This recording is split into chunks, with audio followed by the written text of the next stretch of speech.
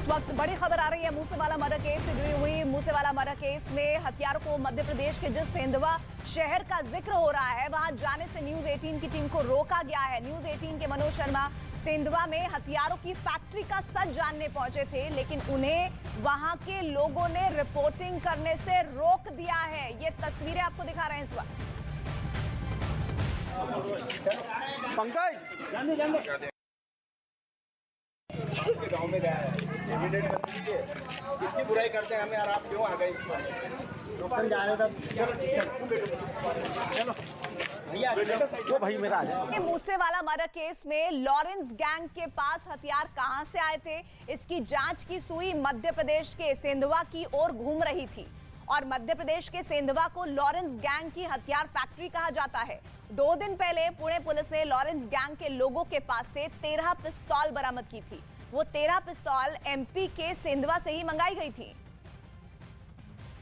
तो सेंधवा पहुंची न्यूज 18 की टीम, जहां उन्हें बीच में ही लोगों के जरिए रोक दिया गया है।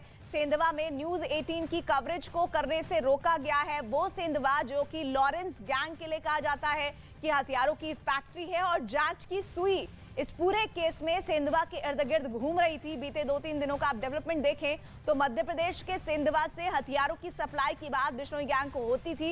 इस बात के तमाम साक्ष्य मिल रहे थे और इसी के तहत न्यूज 18 की टीम पहुंची सेंधवा, जहां पर इन्वेस्टिगेशन करने से रोका गया। हमारे सहयोगी मनोज इस खबर पर जो वहां कवरेज करने पहुंचे हैं वो इस वक्त हमारे साथ जुड़ रहे हैं। मनोज, क्या कह रहे हैं वो लोग, क्यों नहीं इन्वेस्टिगेशन करने दे रहे हैं? जब उस गांव में हम पहुंचे, क्योंकि ये जो गांव है सेंधवा का, खासतौर पर जिस गांव में ये सेंधवा से लगा हुआ गांव, और इस गांव के बारे में लगातार ये बात आती है, क्योंकि जो केस भी दर्ज होते हैं इलीगल वेपन के, उन वेपन में सबसे ज्यादा इसी गांव से पकड़े जाते हैं। तो जब गांव में पहुंचे तो गांव के लोगों ने हालांकि ये सफाई देते रहे, गांव के सरपंच ने भी सफाई दी कि गांव के 4 लोग तस्करी करते हैं, लेकिन उसके लिए पूरे गांव के 40 लोग बदनाम होते हैं। लेकिन उसके बावजूद भी न्यूज 18 इंडिया की टीम को कोई कवरेज उस गाँव में नहीं करने दी गई। लेकिन सबसे अहम बात यह है कि अब जो टीम है, महाराष्ट्र पुलिस की टीम यहाँ पर सेंधवा पहुंच गई है, और सेंधवा में यहाँ पर सेंधवा के जो थाने में टीआई से, इंस्पेक्टर से संपर्क किया है। और साथ ही साथ ये बात, जो इलाके में जितने भी अपराध दर्ज है, खासतौर पर बीते 1 साल के अंदर जितने भी इलीगल वेपन पकड़े गए, उन वेपन के बारे में जानकारी ली गई। साथ ही साथ थाने में जो हिस्ट्री शीटर है उनकी एक लिस्ट यहाँ से ली जा रही है। और क्योंकि जो 13 बंदूकें सप्लाई हुई थी, खासतौर पर वो 13 बंदूकें जो कि सिद्धू मूसेवाला केस में सीधे तौर पर जो लॉरेंस बिश्नोई की गैंग को वो 13 बंदूकें जो उनके गुर्गों को सप्लाई की गई थी, उन 13 बंदूकों में इस बात को पूना की पुलिस ने सीधे तौर पर कहा है आप कि लगातार ये जानकारियां जुटाने की कोशिश कीजिए कि कैसे सेंधवा में हथियारों की फैक्ट्री चल रही थी, और हम आपसे आगे जुड़ेंगे। लेकिन बिश्नोई गैंग से जुड़े हुए तमाम तरह के राज और भी सामने आ रहे हैं, और जैसे जैसे पुलिस की जांच आगे बढ़ रही है वैसे वैसे मूसेवाला मर्डर केस में नई नई बातें सामने आ रही है, और इन्हीं नई जानकारियों की एक एक कड़ी को आपस में जोड़ने की चुनौती पुलिस के सामने है। पुलिस के सामने फिलहाल ये बड़ा सवाल बना हुआ है कि मूसेवाला के मर्डर के लिए हथियार कहां से आए। पहले आपको मूसेवाला मर्डर केस में आई सबसे ताजा और एक्सक्लूसिव जानकारी वाली ये रिपोर्ट दिखाते हैं।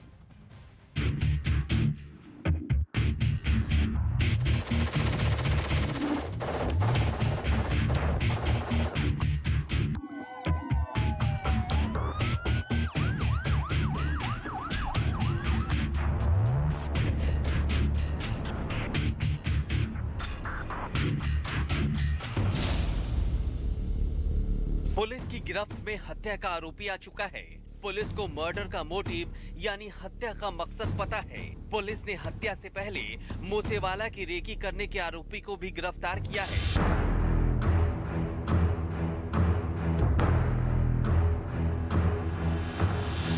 लेकिन इस हाई प्रोफाइल मर्डर केस में अब भी कई ऐसे राज हैं जो बेहद गहरे हैं और जिनके ऊपर से पर्दा उठना अभी बाकी है। सिद्धू मूसेवाला मर्डर केस की जांच में जुटी पंजाब पुलिस को जो जानकारियां मिल रही हैं, वो इस ओर इशारा कर रही हैं कि मूसेवाला पंजाब चुनाव के वक्त से ही लॉरेंस गैंग के टारगेट पर थे।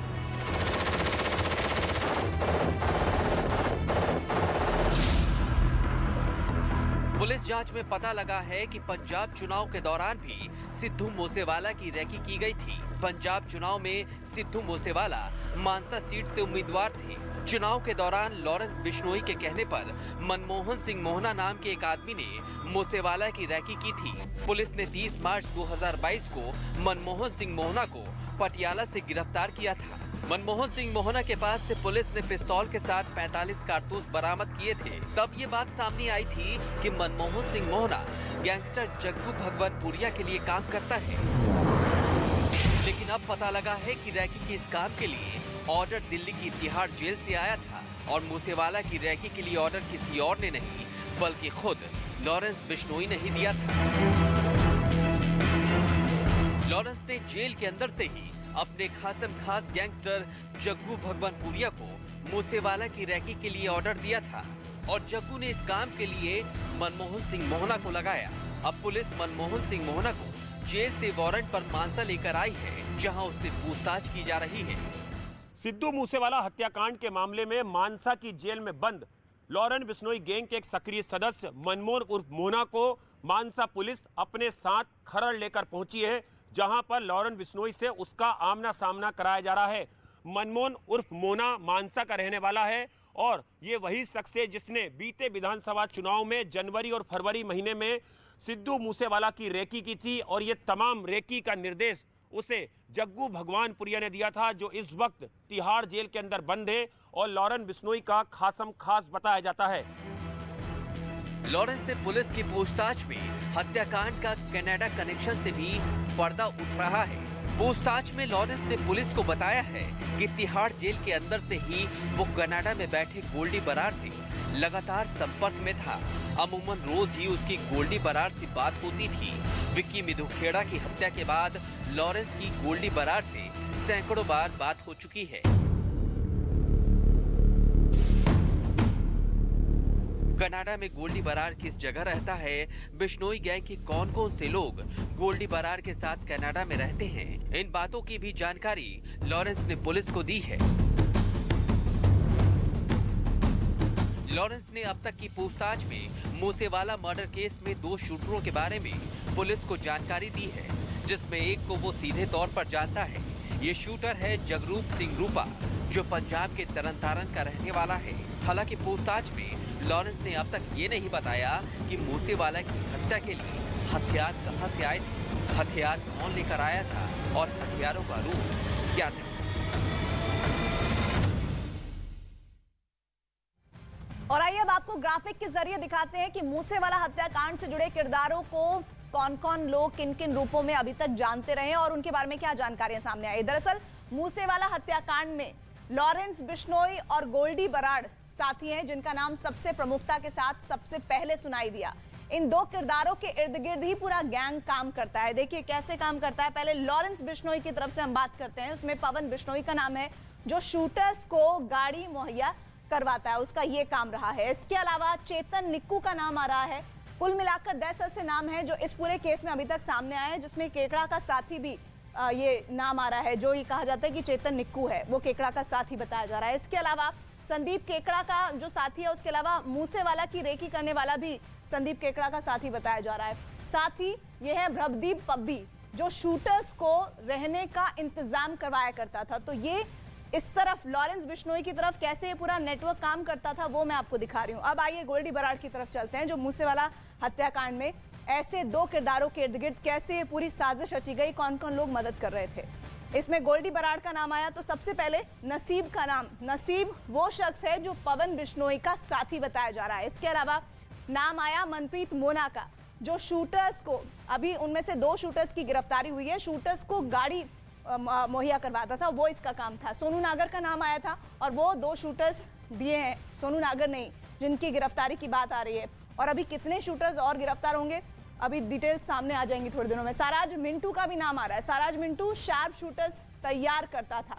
यानी ये जो पूरा नेटवर्क था, वो इस पूरे मैप के जरिए आप समझिए कि लॉरेंस और गोल्डी बराड़ के जरिए ये पूरा नेक्सस काम कर रहा था, जिसमें इन दोनों के इर्द गिर्द पूरा जो ये गैंग था वो काम कर रहा था। और न सिर्फ काम कर रहा था, इनका इरादा सिद्धू मूसेवाला को मर्डर केस में तो इन्वॉल्व किस तरह से जो पूरा ये गैंग हुआ वो तो हुआ ही, सेलिब्रिटीज को कैसे टारगेट करना है, इनकी कोशिश थी, इनकी पूरी प्लानिंग थी, वो हम आपको दिखा रहे हैं। इधर सिद्धू मूसेवाला मर्डर केस में ये कहा जा रहा है कि रेकी करने वाला संदीप उर्फ केकड़ा जिसका नाम है, उसे जेल में पीटा गया है।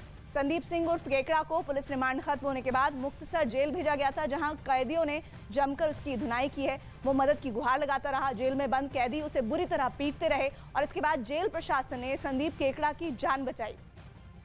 बम्बीहा गैंग में सोशल मीडिया पोस्ट के जरिए संदीप केकड़ा को पीटने की जानकारी सामने आई है।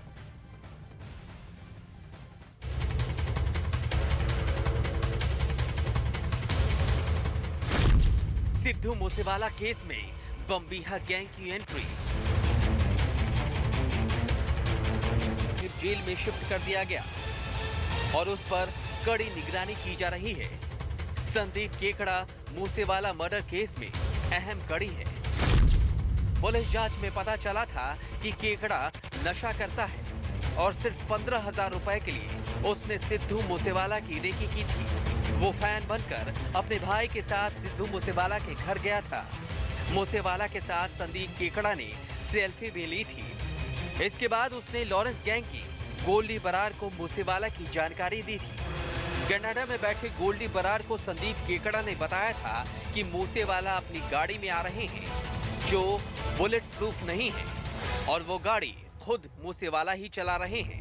जिसके बाद घर से निकलने के कुछ ही दूरी पर मूसेवाला की गोलियां बरसाकर हत्या कर दी गई। सिद्धू मूसेवाला के मर्डर के बाद बम्बीहा गैंग ने बदले की धमकी दी थी, जिसके बाद जेल में बंद संदीप सिंह उर्फ केकड़ा की पिटाई की गई। सिर्फ बम्बीहा गैंग ने ही नहीं बल्कि दिल्ली के नीरज बवाना गैंग, भुप्पी राणा गैंग, कौशल चौधरी गैंग और टिल्लू ताजपुरिया जैसे गैंग की भी लॉरेंस बिश्नोई गैंग से दुश्मनी है और इन सभी गैंग ने मूसेवाला मर्डर का बदला लेने की धमकी दी है। यही वजह है कि जेल में बंद बिश्नोई गैंग से जुड़े हर शख्स की निगरानी बढ़ा दी गई है, क्योंकि इससे पुलिस को एक नए गैंग वॉर के छिड़ने का अंदेशा है। और इसी बीच पंजाब की मुक्तसर जेल के सुपरिटेंडेंट इकबाल सिंह ने भी संदीप सिंह उर्फ केकड़ा को दूसरी जेल में शिफ्ट करने की बात कही है और इकबाल सिंह से हमारे सहयोगी आनंद तिवारी ने बातचीत की। सर नमस्कार, आनंद तिवारी बोल रहा हूँ न्यूज 18 इंडिया से। सर हाँ जी नमस्कार। सर ये केकड़ा अभी किस जेल में बंद है सर? गुजरात साहब में बंद है। और अभी इसके पहले सर मुक्तसर साहिब जेल में बंद था सर ये? मुक्तसर साहब में 4 तारीख को शाम को आया था जी। और मुझे लगा कि यहाँ रहने से कोई प्रॉब्लम हो सकती है, तो मैंने अपने सीनियर अफसर से बात करके आई साहब से बात करके मैंने इसको 15 तारीख को मॉर्निंग इसको गुजरात साहब में शिफ्ट कर दिया था।